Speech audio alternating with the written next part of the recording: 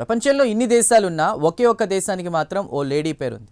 దీంతో ప్రపంచంలో ఒక మహిళా పేరున్నటువంటి ఏకైక దేశంగా ఆ దేశం రికార్డులోకి ఎక్కింది. అయితే ఆ అమ్మాయిలా అందంగా ఉండే ఆ దేశాన్ని చేజిక్కించుకోవడానికి ఎన్నో పోరాటాలు జరిగాయి. బ్రిటన్, ఫ్రాన్స్ రెండు దేశాలు ఆ ద్వీప దేశంపై చెయ్యి సాధించడానికి 14 సార్లు పోరాటం చేసింది. కానీ ఆ ద్వీప దేశం మాత్రం ఎవరికీ దక్కలేదు. ఇంతకీ ఆ దేశం పేరేంటి? ఆ దేశానికి మహిళ పేరు పెట్టడానికి గల కారణాలేంటి? Watch this. తూర్పు కరేబియన్లో ఓ అందమైన దేశం ఉంది. ఆ ద్వీప దేశానికి ఒక మహిళ పేరు పెట్టడం జరిగింది. దీంతో ఆ దేశం ప్రపంచంలో మహిళ పేరున్న ఏకైక దేశంగా నిలుస్తుంది. ఆ దేశమే Saint Lucia. Saint Lucia Lesser యాంటిలస్లోని విండ్వర్డ్ దీవుల సమూహంలో భాగం. ఇది సెయింట్ విన్సెంట్ గ్రెనడైన్స్కు ఉత్తరాన, బార్బడోస్కు వాయువ్యంగా, మార్టినిక్కు దక్షిణంగా ఉంది. ఈ ద్వీపం సుమారు 617 చదరపు కిలోమీటర్ల విస్తీర్ణంలో ఉంది. 2018 నాటికి జనాభా 1.8 మిలియన్లకు పైగా ఉంది. దీని రాజధాని అతిపెద్ద నగరం కాస్ట్రీస్. అయితే తూర్పు కరేబియన్లోని అందమైన సెయింట్ లూసియా దాని బీచ్లు, పచ్చని కొండలు, వెచ్చని వాతావరణం కారణంగా పర్యాటకుల డెస్టినేషన్గా నిలుస్తుంది.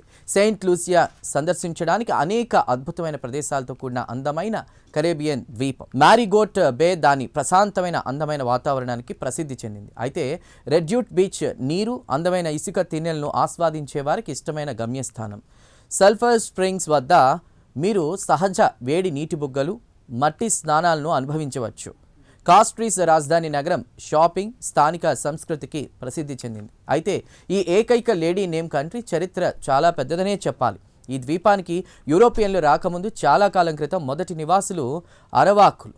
వారు దాదాపు 200 నుంచి 400 ఏడీ మధ్య ఇక్కడ నివసించినట్లు చరిత్ర చెబుతోంది. ఆ సమయంలో అక్కడ ఇగువానాలు పుష్కలంగా లభించినందున వారు ఆ ప్రదేశానికి ఇగువానాల ద్వీపం అని అర్థం వచ్చేటువంటి విధంగా లువానాలావో అని పేరు పెట్టారు.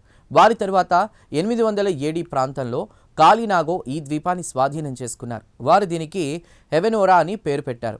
దీనికి ఇగువానాలతో సంబంధం ఉన్నటువంటి అర్థం కూడా ఉంది. ఈ పురాతన పేర్లు స్థానిక ప్రజలకు ప్రకృతితో, ముఖ్యంగా ఇగువానాలతో ఉన్నటువంటి స్ట్రాంగ్ రిలేషన్ను తెలియజేస్తాయి. ఈ క్రమంలో అనూహ్యంగా ఆ దేశానికి సెయింట్ లూసీ ఆఫ్ సిరక్యూస్ పేరు పడింది. ఆమె 3వ శతాబ్దపు క్రైస్తవ మహిళ.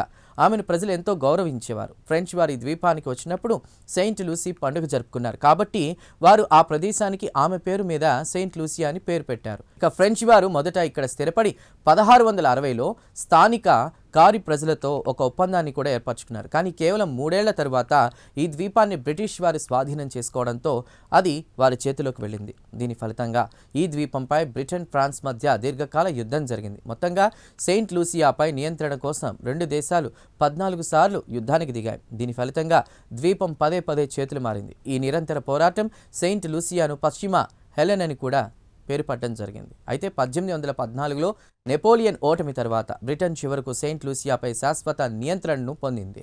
1924లో ప్రతినిధి ప్రభుత్వం స్థాపించబడింది. 1951లో అన్ని పెద్దలకు ఓటు హక్కు మంజూరు చేయబడింది.